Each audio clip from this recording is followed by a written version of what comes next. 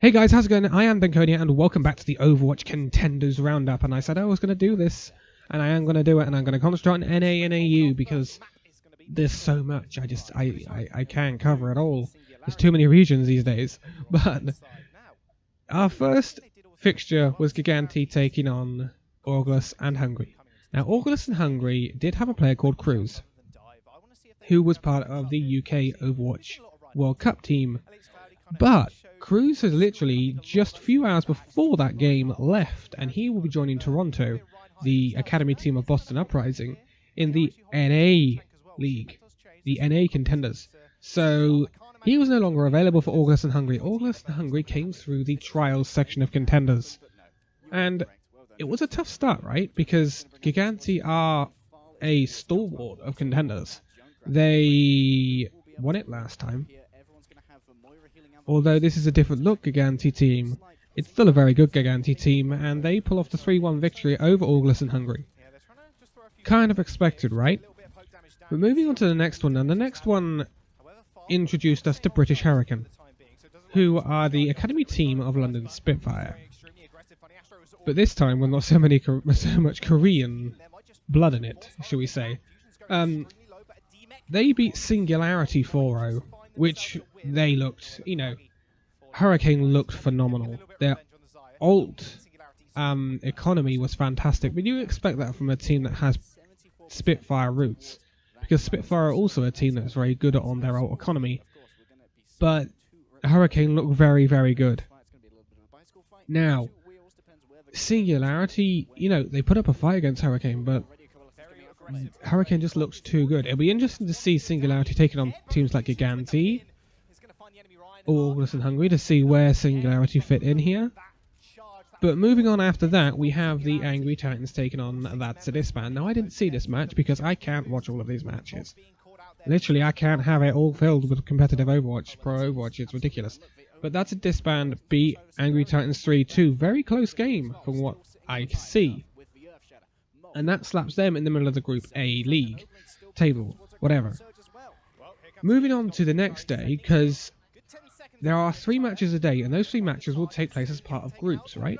And there's a Group A and a Group B in EU Contenders. So moving on to Group B, which was the next day, we have Eagle Gaming taking on CIS Hope. This is 2-1, so there was a draw on one of the maps. Again, I didn't see all of these because I can't watch all of them. I was streaming probably at this time, yes, because that was a Monday. So I was streaming at that point.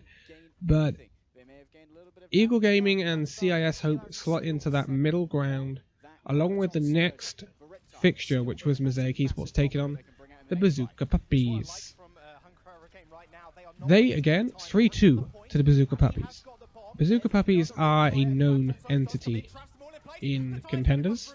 You may have heard of their crazy name before. But the next match was an interesting one, because Young and Beautiful came from the trials along with CIS Hope. And they took on the Copenhagen Flames. Now, I don't know much about the Copenhagen Flames, I'm not going to lie. But they beat Young and Beautiful 4-0. Which brings them on a tally the same as British Hurricane. Now, the 2 teams to go 4-0 in EU Contenders this week was British Hurricane and Copenhagen Flames. But they are different groups, so remember that. So, with that being the last in the EU Contenders, the standings are as follows. And I'm not going to put them on the screen because there's not really much point because we've only had 1 game. But British Hurricane are on top. In Group A with Giganti 2nd, That's a Disband 3rd, Angry Titans 4th, August and Hungary 5th, and Team Singularity 6th. Group B is Copenhagen Flames on top with Bazooka Puppies 2nd, Eagle Gaming 3rd, Mosaic Esports 4th, CIS Hope 5th, and Young and Beautiful 6th with that 0-4 record. Now, moving on to next week, you will see the fixtures switch. So Group A will be on a Monday, and Group B will be on the Sunday. Group B starts on the Sunday as Bazooka Puppies taking on CIS Hope, Eagle Gaming taking on the Copenhagen Flames, And then Mosaic Esports taking on Young and Beautiful. Again, it's very hard to predict these games right now. I would expect perhaps Bazooka Puppies to beat CIS, hoping the Copenhagen Flames to beat Eagle Gaming. Mosaic Esports versus Young and Beautiful. Perhaps you'd back Mosaic Esports, but you just don't know. Anything could happen at this stage of Contenders. It's when we get into those later matches in the week 4 or something that we can actually say, right, this is what we see, this is what we think is going to happen. Moving on to the Monday, where we will see Group A, you have Singularity taking on August and Hungary, which should be a pretty interesting game, because they both put up fights against Spitfire, I said it, British Hurricane and Giganti, respectively, so that should be an interesting game. Then you have Giganti taking on that to disband. I would expect a Giganti win here, but you never know. You never know. Disband got a win over the Angry Titans. Talking to the Angry Titans, they will be taking on the British Hurricane. Now, I would expect Hurricane to win this. I'm going to be honest with you. But you never know. But Hurricane are looking very good at the moment. Very organised, and something to note about Giganti as well, they seem to be running this... They seem to be running a lot of Reinhardt Moira, which is very interesting, and I want to see more of it. And the great thing about Contenders is you get the variant from what you would get in the Overwatch League. The Overwatch League is very heavily dive-based, right? With the current meta. Whereas you're seeing a bit more diversity in the Overwatch Contenders with slightly different teams. But let's move on to NA, shall we? Because NA is slightly different. Now, NA. Let me get this regular season up and running, shall we? 2 groups, as per usual. And with week 1, we had last night's leftovers taking on Grizzlies Esports. Last night's leftovers beat Grizzlies 3-1. Very interesting. Very interesting. But again, I didn't see all of these games. I didn't really see much of them because they're just on at the wrong time. XL2, which is the NYXL Academy, taking on Toronto Esports, which is basically the Boston Uprising Academy, and the people who have just signed Cruz from August and Hungary from EU. So, Toronto, I believe, played with Cruz in the team, and he was on like 200 ping, which is a bit ridiculous. Toronto ran XL2 very, very close, and I did see a tiny bit of this, basically on Hanamura.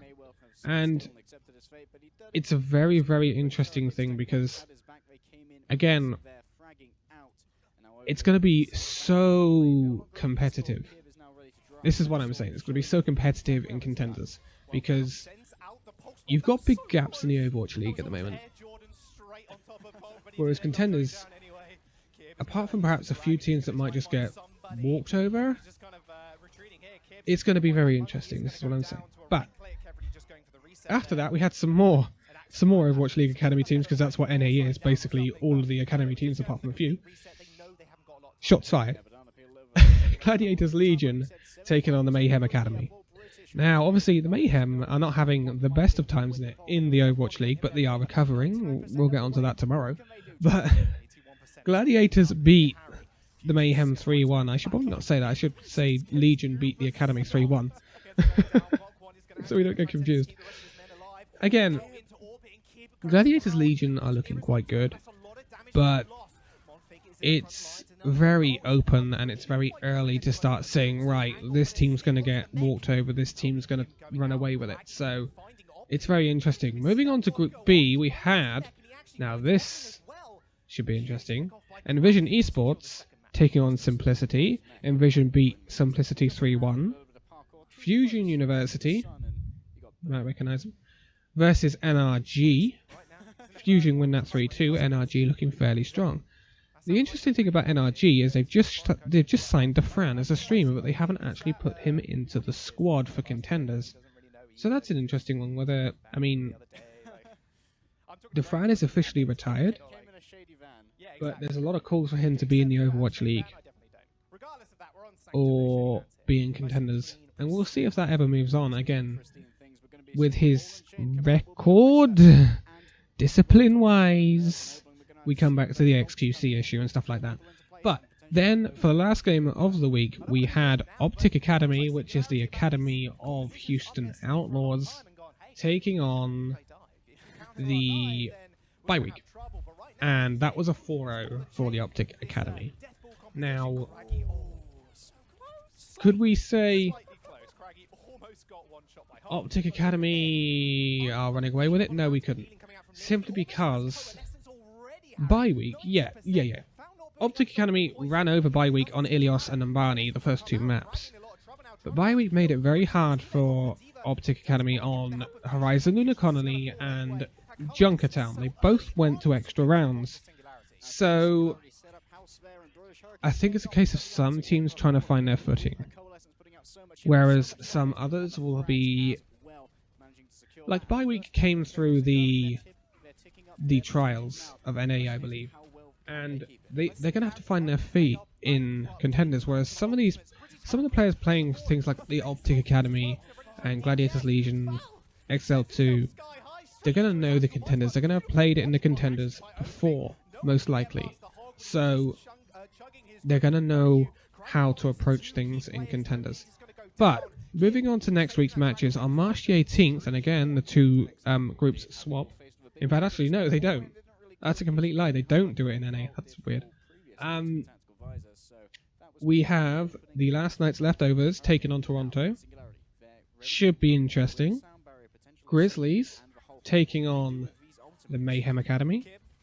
Again, that's a current bottom of the league kind of face-off down there. And the XL2 taking on the Gladiators Legion, which should be really interesting, I would have thought. I would have thought that is the game to look out of that weekend. Now, on to March the 20th, we have Fusion University taking on the Optic Academy, which should again be very interesting. Simplicity taking on the bye week, which should be very interesting because they're fairly near each other now as well. And we have Envision Esports taking on NRG. And I think NRG could possibly win that one. So, in terms of the standings, in Group A you have Gladiators Legion on top, with last night's leftovers in second, XL2 Academy in third, Toronto Esports in fourth, Grizzlies in fifth, and the Mayhem Academy bottom sixth. Oh god, Florida. But the interesting thing about Group A is there is no 4-0s in that league right now. Everyone has dropped a map. However, in Group B, you have the Optic Academy, who are the only team in NA to be on a 4-0, on top, and you have Envision second, Fusion University third, NRG Esports fourth, Simplicity fifth, and bye week sixth, with the only 0-4 record in the NA Contenders. So, that's it for your NA Contenders this week. And that is it for the Contenders Roundup this week as well, because I will be back next week with the Week 2 results and the Week 3 fixtures, and it should be really, really interesting, and I'm hoping I can watch a bit more of it. I'm working off paper here, instead of actually, with the Overwatch League, I manage, because of the time it's on in EU, I can watch most of it. Most of it. Some of it's at stupid times in the morning. But, for now, thank you guys so much for watching this video. If you liked it, give it a like, subscribe if you're new, and I will see you in the next video. See you then!